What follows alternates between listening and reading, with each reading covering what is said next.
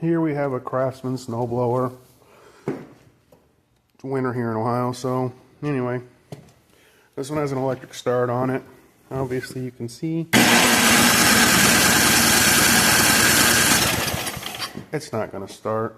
So we're going to go ahead and pull off the carburetor. This is a Tecumseh motor. Pull off the carburetor, and then when I get there I'll start again and see what it looks like.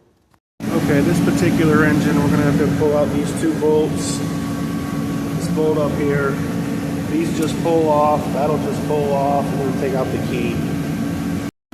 Okay, so I got that screw out and that screw out. There was actually one right here too that I didn't realize was there, and the one up here.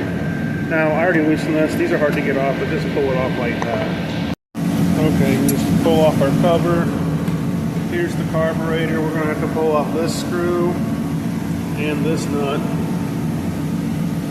And then just turn it sideways and disconnect it. Okay, we got both those nuts broke loose and off of there. Had to move the fuel line as well. I'm going to drain the fuel out of this because it's no good. This thing's not ran in like 3 or 4 years. It's just sitting. Because we live in Ohio and you never know what the weather's going to be like. Here's the car. We're going to go take it apart and check out what's up with it. Well, here's the inside of the carburetor. That can't be good. Here's the actual inside of the carb. Could be worse. Main jet. So I'm going to take this and go throw it in my ultrasonic cleaner. I got to replace the gasket as well because I done foobarred that one. Okay, we're back. This is after about 15 minutes of being in the ultrasonic cleaner.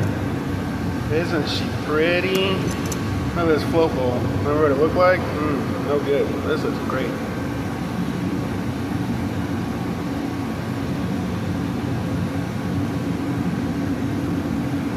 Much better. Much better. We're going to go ahead and put it back on there and see what she does. Here we go. We got it all back on and hooked up. I didn't put the cover or anything on. I never do until I test it, make sure everything's working. That way I don't have to take it all back apart. But let's check it out.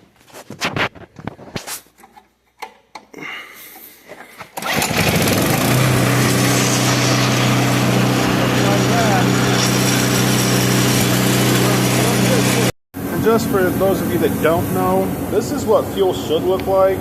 It's almost clear. This is bad fuel. Look at that. Amber color, looks like pee. Pee is no good. Nice and clear. Well, actually, if your pee's that color, you might want to go to a doctor.